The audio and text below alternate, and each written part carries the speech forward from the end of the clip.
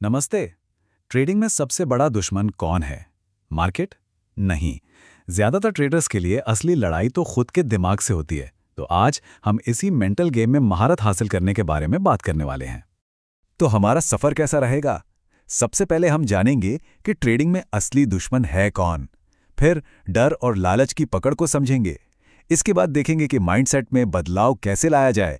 फिर बात करेंगे सिस्टम की और आखिर में मुनाफे से ज्यादा प्रोसेस पर ध्यान देने की अहमियत को समझेंगे। चलिए शुरू करते हैं। तो पहला पड़ाव, ट्रेडिंग में असली दुश्मन। देखिए, ये चार्ट्स नहीं है, ये तो मानसिकता का खेल है। अक्सर लोग सोचते हैं कि उनकी स्ट्रैटेजी में कोई कमी है, लेकिन असलियत यह है कि ज्यादातर ट्रेडिंग फेलियर्स स्ट्रैटेजी की वजह से नहीं बल्कि साइकोलॉजिकल गलतियों की वजह से होते हैं।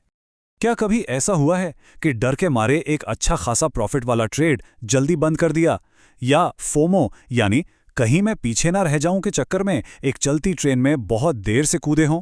ये एक बहुत ही आम कहानी है। एक सॉलिड प्लान होता है, पर जैसे ही पैसा दांव पर लगता है, डर और लालच सब कुछ बिगाड़ देते हैं। और देखिए, famous trading coach mark Douglas भी यही कहते हैं, कोई कितना भी इंटेलिजेंट क्यों ना हो, कितना भी तजुर्बा क्यों ना हो, सबसे स्मार्ट ट्रेडर्स भी भावनाओं के जाल में उलझ जाते हैं। तो दिक्कत जानकारी की कमी की नहीं है, बल्कि उन 4 डरों की है जो हमारे फैसलों पर हावी हो जाते हैं। ये 4 डर कौन से हैं? पहला, गलत होने का डर। दूसरा, पैसा खोने का डर। तीसरा, फोमो यानी कोई मौका हाथ से निकल ना जाए। और चौथा, टेबल पर पैसा छोड़ने का डर, मतलब कहीं और ज्यादा प्रॉफिट ना कमा पाएं। सच तो ये है कि ट्रेडिंग में होने वाली सबसे बड़ी और महंगी गलतियां इन्हीं 4 डरों की वजह से होती हैं। एक डर हमें पैरालाइज कर देता है, तो दूसरा हमें बिना सोचे समझे ट्रेड लेने पर मजबूर कर देता है। तो अब आते हैं हमारे दूसरे सेक्शन पर, डर और लालच की पकड़। ये भावनाएं आखिर कैसे महंगी गलतियों में बदल जाती हैं? चलिए थोड़ा और करीब से देखते हैं। एक तरफ है डर, जो हिचकिचाहट, पैनिक में आकर बेचने और अच्छे मौके से दूर रहने पर मजबूर करता है।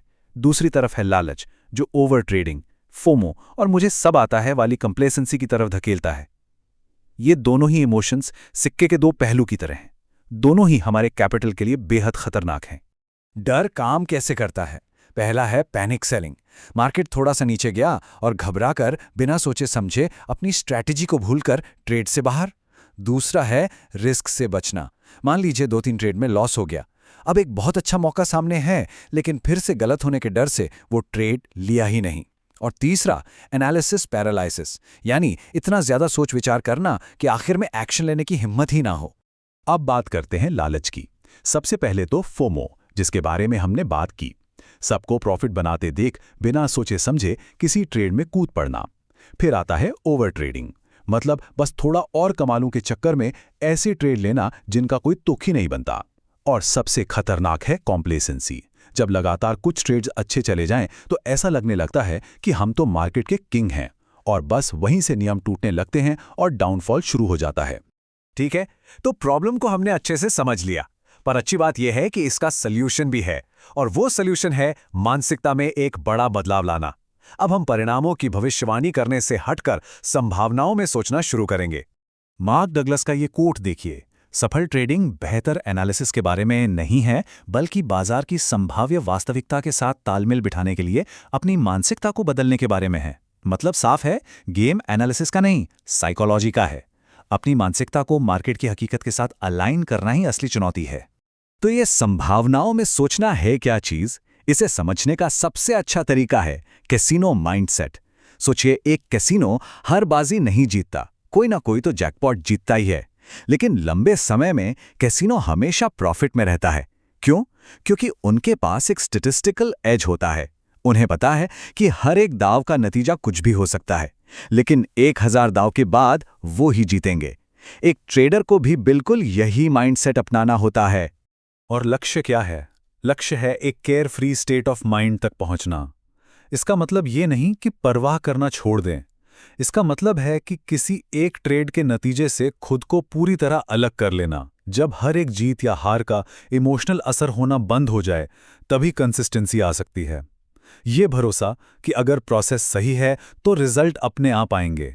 सुनने में तो ये सब बहुत अच्छा लगता है, लेकिन सवाल ये है कि कोई ट्रेडर इस माइंडसेट को असल में बनाए कैसे, इसे अपनी आदत में कैसे ढाले? क्योंकि थ्योरी समझना एक बात है और उसे लागू करना बिल्कुल दूसरी। चलिए अब इसी पर बात करते हैं।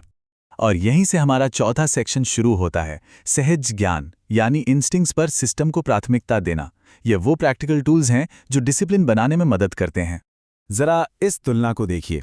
एक तरफ है इंसान जो डर और लालच से भरा है, जो अपने फैसलों पर शक करता है।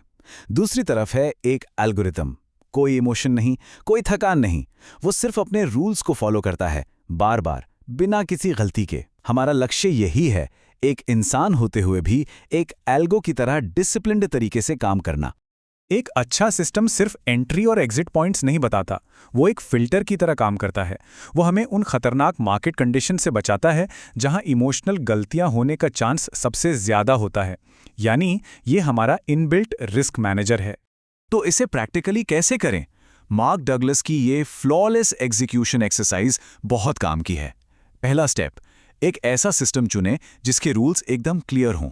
दूसरा, कम से कम 20-25 ट्रेड लेकर टेस्ट करें कि उस सिस्टम में वाकई कोई एज है या नहीं। तीसरा और सबसे जरूरी, खुद से वादा करें कि अगले 20 ट्रेड्स बिना किसी डेविएशन के हूबहू नियमों के मुताबिक लेंगे। और चौथा, लॉस को एक बिजनेस का खर्चा माने, न कि अपनी हार। ये माइंडसेट शिफ्ट बहुत जरूरी है। एक और पावरफुल टूल है ट्रेडिंग जर्नल। ये सिर्फ प्रॉफिट लॉस लिखने के लिए नहीं है, ये सेल्फ अवेयरनेस बनाने के लिए है। इससे पता चलता है कि कौन से इमोशनल ट्रिगर्स हैं जो गलत फैसलों की वजह बनते हैं। इससे बार बार होने वाली गलतियों के पैटर्न पकड़ में आते हैं। और हाँ, जर्नल सिर्फ तब नहीं देखना जब लॉस हो, बल्कि तब भी देखना है जब सब कुछ अच्छा चल रहा हो। और ये सब हमें हमारे आखिरी और सबसे अहम सेक्शन पर ले आता है, मुनाफे से ज्यादा प्रोसेस पर ध्यान देना। ये सफलता को देखने का एक नया नजरिया है। ये कोट सब कुछ कह देता है। सफल ट्रेडर मुनाफे या नुकसान पर ध्यान केंद्रित करने के बजाय अपनी रणनीति को सही ढंग से निष्पादित करने पर ध्यान केंद्रित करते हैं। बात बिल्कुल सीधी है, अगर प्रोसेस पर फोकस रहेगा तो प्रॉफिट अपने आप आएगा। प्रॉफिट के पीछे भागने से अक्सर लॉस ही होता है, लेकिन एक अच्छे प्रोसेस को फॉलो करने से कंसिस्टेंसी आती है। तो चलिए आज की सारी बातचीत को समेटते हैं। 4 सबसे जरूरी बातें। पहली, ये मान लीजिए कि मार्केट में अनिश्चितता ही सच है। दूसरी, भविष्यवाणी करने की कोशिश मत कीजिए, संभावनाओं में सोचिए। तीसरी, सिस्टम और नियमों के जरिए डिसिप्लिन बनाइए। और चौथी, सफलता को प्रॉफिट से नहीं बल्कि अपने प्रोसेस को कितनी अच्छी तरह से फॉलो किया उससे मापिए। तो आखिर में बस एक सवाल, क्या मौजूदा ट्रेडिंग प्रोसेस भावनाओं को मैनेज करने के लिए बनाया गया है या सिर्फ उन पर रिएक्ट करने के लिए? इस पर जरूर सोचिएगा। आज के लिए बस इतना ही।